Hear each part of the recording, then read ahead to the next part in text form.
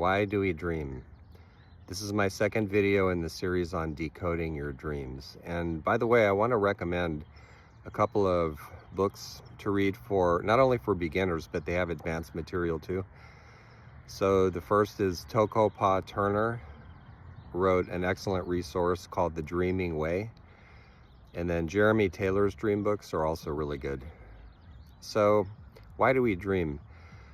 We can determine various neurological and physical reasons. Dreams consolidate memory, they synthesize experience, they keep us healthy. We have to dream in order to stay sane.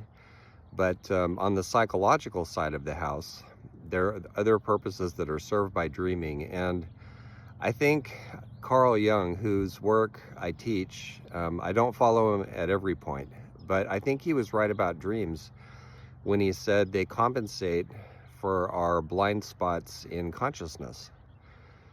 So consciousness works something like a filter. We tend to focus during the day on things that are important to us and not focus on things that aren't immediately vital. So there's a lot we don't see. At this moment that you're listening to this, you're probably not thinking about car keys or the color blue or anything like that. All of that is unconscious, which is just to say it's not making the filter right now. And now that I've mentioned it, it is. So we have an unconscious.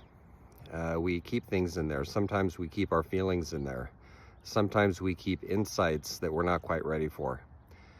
So one of the reasons we dream is to bring all this to the surface at night so that we can plug those gaps in our awareness. So I'll give you a couple of examples. Some years ago, I was working as an administrator at a school where there was a huge amount of political infighting going on. People were just stabbing each other in the back, right and left. And at one point, I dreamed that there were angry bears in the backyard of the place I was living in. And a few days later, I found out that people were going to my boss and saying things about me that weren't true. I promptly confronted them and involved HR. It was a really vicious environment. So in symbolic form, the dream, I think, was warning me about something that my conscious mind wasn't picking up during the day. Years and years ago, I was going through a divorce that was bringing up a lot of sadness that I hadn't really ever sat with, sadness about things that took place even before the divorce. Men are often taught not to feel their sad feelings, so there was a lot in there. And I had a whole series of dreams about rainstorms and rain just pouring down. And at the time I was in therapy, and my therapist said, well, you must have some really sad feelings about this divorce that you're going through. And I said, well, some, but not a lot.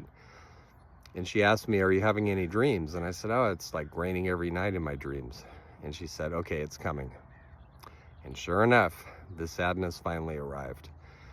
So dreams are in service to our psychological wholeness. They help us be as conscious as we can be. And they do it in very interesting ways. So next time I'll say more about that.